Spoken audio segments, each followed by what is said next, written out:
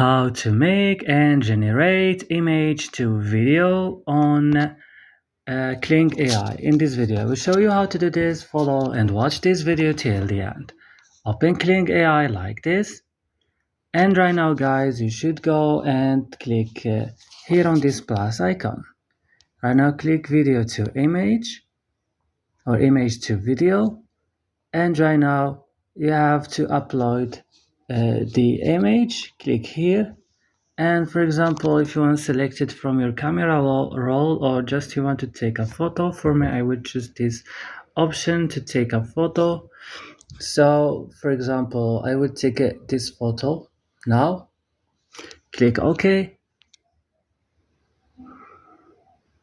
And after that, you have to add a description of the scene that you want and then click generate, and that's all.